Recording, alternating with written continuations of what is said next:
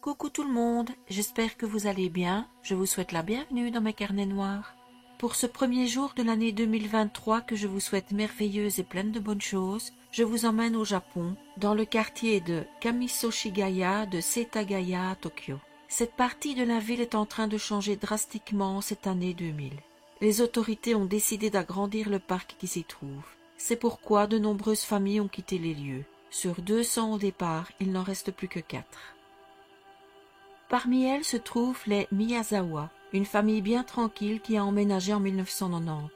Le père, Mikio, a 44 ans et travaille pour une grosse société de marketing, Interbrand, qui a des bureaux dans plus de 20 pays et a son siège social à Londres. Parmi les clients de cette société, on retrouve de grandes marques, telles que Microsoft, Nissan et Xerox. Son épouse, Yasuko, 41 ans, est enseignante. Elle est connue pour sa grande gentillesse. Le couple a 2 enfants, la petite Nina qui a 8 ans et qui aime la danse et le foot, et le cadet Rei, 6 ans. Ce dernier donne un peu de soucis à ses parents, non pas par son comportement mais à cause de soucis au niveau du langage. Mais ce problème est en phase d'être résolu car il est pris en charge depuis quelque temps par un professionnel dans ce domaine. Ils vivent dans une partie d'une grande maison blanche bordée par un parc. Je dis en partie car la maison est divisée en 2. L'autre moitié est occupée par la maman, la sœur et le beau-frère de Yasuko. Détail important, les 2 parties de la maison ne communiquent pas. Elles ont chacune une entrée bien distincte. Ils sont plus des voisins que des personnes qui partagent la même maison. Seul point noir à l'horizon, un skatepark se trouve derrière la maison, et il n'est pas toujours bien fréquenté. Mikio s'est déjà disputé avec des ados un peu trop bruyants et qui faisaient peur à ses enfants, ainsi qu'avec un gang de motards. D'ailleurs, la famille a prévu de déménager dans quelques mois. Le 25 décembre 2000, Yasuko remarque une voiture stationnant devant chez elle alors qu'il y a bien d'autres places de parking pour les gens souhaitant se rendre au parc. Elle en parle aux membres de sa famille et ça lui sort rapidement de la tête. Le 27, un homme dans la quarantaine est aperçu par des voisins en train de rôder autour de la maison des Miyazawa. Encore une fois, personne ne se tracasse, l'homme s'est probablement perdu, égaré en se promenant dans le parc. Le 29, un homme est vu dans la gare de Seiyoga-Kwenmai, à quelques kilomètres de la maison de la famille. Un homme dans une gare, rien de vraiment suspect. La raison pour laquelle les personnes qui le voient sont intriguées, c'est sa tenue qui est bien trop légère pour la saison. Ce même homme achète un couteau à sashimi dans un magasin proche. Le vendeur s'en souvient car c'est le seul couteau de ce type qu'il a vendu ce jour-là. Le 30 décembre, un homme qui correspond à la même description est vu à la gare de Sengawa, qui est très proche de la maison des Miyazawa. Ce même jour, la famille est en pleine préparation du réveillon du Nouvel An. Vers 18h, ils vont dans un centre commercial pour effectuer les derniers achats. À 19h, Yasuko appelle sa mère au téléphone. Vous allez me dire pourquoi se téléphoner alors qu'elles vivent l'une à côté de l'autre. Eh bien, elles ont toujours fonctionné comme ça, respectant l'espace privé l'une de l'autre. Yosuka demande à sa maman si elle veut que Nina aille un peu près d'elle. Elle accepte. Et Nina va donc passer du temps avec sa grand-mère jusqu'à 21h30, heure à laquelle Nina revient chez ses parents. À 22h38, Mikio lit un mail professionnel. On est sûr que c'est lui car ce mail est protégé par un mot de passe. Tout le monde s'endort, pressé d'être le lendemain pour faire la fête tous ensemble pour le réveillon. Le 31 décembre au matin, la maman de Yasuko téléphone à sa fille afin d'établir le planning des préparatifs du réveillon, mais elle n'obtient pas de réponse. Pire encore, il n'y a même pas de sonnerie. Elle va donc frapper à la porte mais n'a pas plus de succès. Elle décide donc d'ouvrir la porte avec la clé que sa fille lui a confiée. La maison est silencieuse et c'est au bas des escaliers menant au 2e étage qu'elle découvre le corps de son gendre. Il a été poignardé à plusieurs reprises. La malheureuse grand-mère se précipite à l'étage voir comment vont sa fille et ses petits-enfants. En haut des escaliers, elle trouve les corps de Yasuko et de Nina. Elle met la main sur elle en espérant trouver un souffle de vie, mais en vain, les corps sont déjà froids.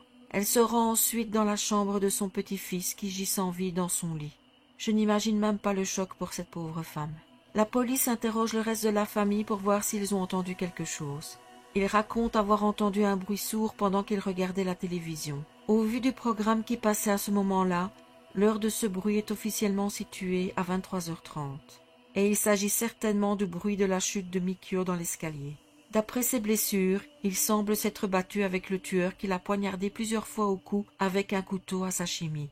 Les coups donnés aux victimes ont été si violents qu'un morceau de la lame s'est brisé. Le tueur a alors pris un couteau dans la cuisine de la maison pour continuer sa besogne macabre. La police inspecte ensuite les corps de Yasuko et Nina. Elles ont été également poignardées mais beaucoup plus violemment que Mikio. Le tueur s'est acharné même après le décès des deux malheureuses. Quant à Rei, il a été étranglé dans son lit.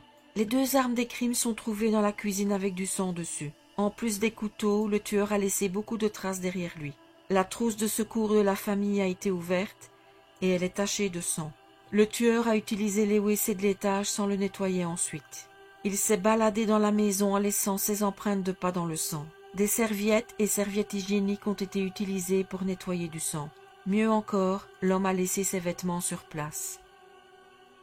Il y a un chapeau au crusher gris, une veste AirTech noire, un sweatshirt blanc à manches noires avec de petites taches de sang dessus, des gants noirs de la marque Edwin et une écharpe à carreaux sans marque. Il y a également un mouchoir noir qui vient d'être repassé. D'après les blessures infligées, l'agresseur est droitier. L'homme a pris son temps dans la maison au lieu de s'enfuir rapidement. Je vous donnerai les détails dans le récapitulatif des faits. Les policiers trouvent également un sac hip-back contenant du ruban adhésif et du sable. Tous ces éléments sont envoyés en analyse pour les faire parler.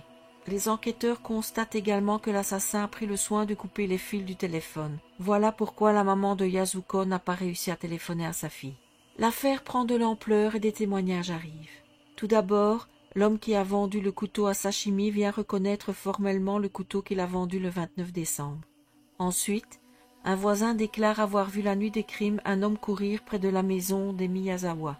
Plus intéressant, un chauffeur de taxi déclare avoir embarqué près de la maison des crimes cette nuit-là à plus de minuit 3 hommes d'âge moyen, dont l'un était blessé et a laissé du sang sur la banquette arrière du taxi. Il les a déposés à la gare proche des lieux des crimes.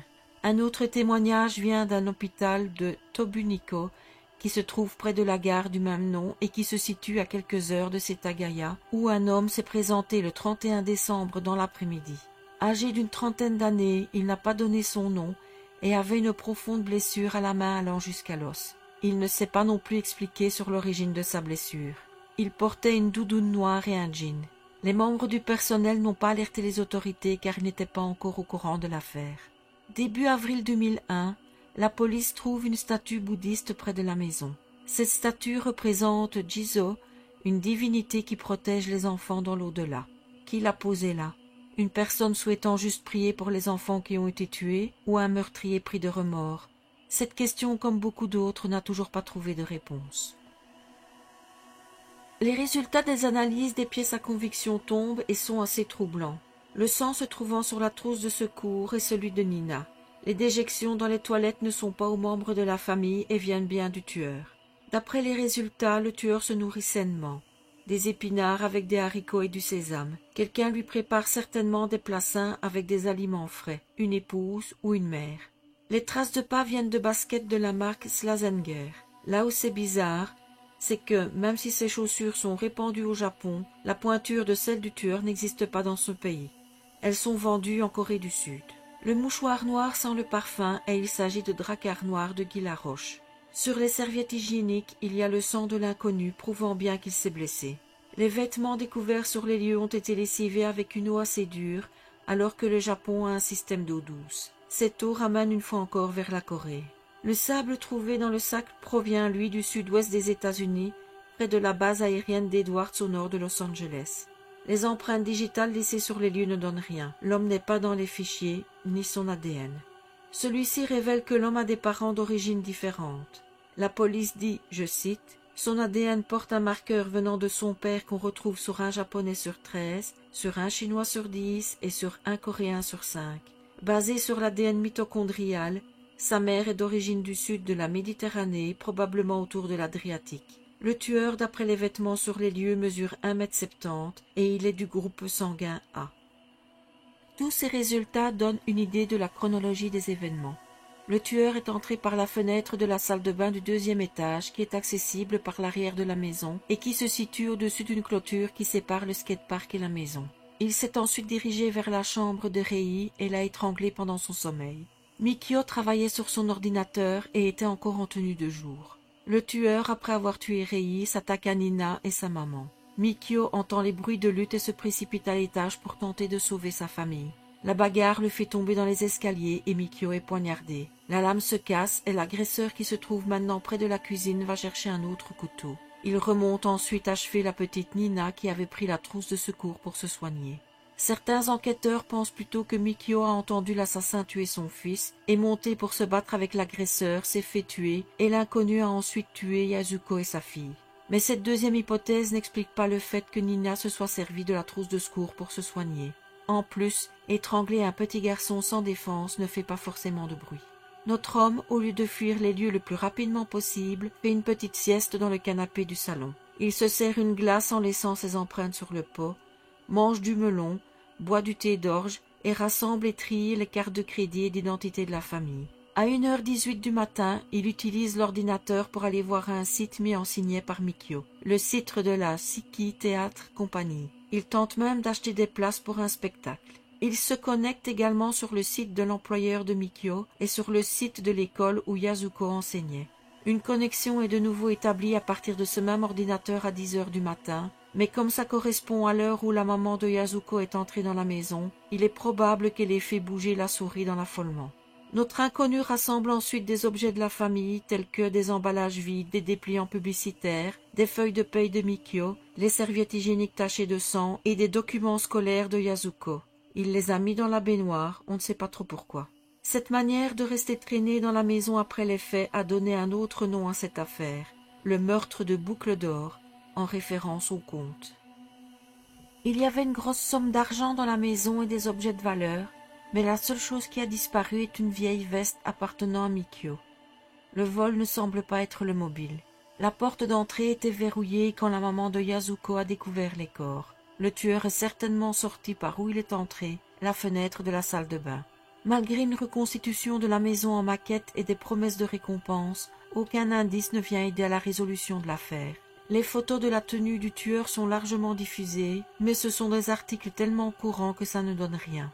Ce qui a perturbé l'enquête, c'est la question sur le nombre réel des tueurs. Suite au témoignage du chauffeur de taxi, la police est partie sur l'idée qu'ils étaient 3. Il pourrait s'agir des skateurs avec qui Mikio s'était accroché. Cependant, un seul homme a été vu rôder dans les différentes gares, un seul homme était présent pour l'achat du couteau et les traces d'un seul homme sont trouvées dans la maison. Le sang dans le taxi a été prélevé pour être comparé à l'ADN du tueur. Les résultats n'ont pas été rendus publics. Le sable découvert dans le sac entraîne vers la piste du militaire appartenant à la base aérienne d'Edwards aux États-Unis. Des soldats appartenant à cette base viennent régulièrement suivre des formations à la base japonaise de Yokoto. Mais voilà, ce sac peut également avoir été acheté dans une friperie ou sur eBay. Le tueur pourrait-il être un vagabond qui aurait utilisé les trains pour fuir, trains qu'il connaît bien car il se réfugie dans les gares quand il fait froid? L'homme qui s'est fait soigner à la main l'a fait dans un centre médical proche d'une gare. Il aurait frappé au hasard, mais dans quel but? Il n'a rien volé d'important. En 2010, le délai de prescription pour les crimes qui étaient de 15 ans est aboli en partie grâce à cette affaire qui a secoué le pays. En 2015, l'auteur Fumiya Ishikashi sort un livre sur cette histoire. Il utilise les indices trouvés sur les lieux pour trouver un suspect qu'il appelle R et qui est un ancien membre de l'armée de Corée du Sud.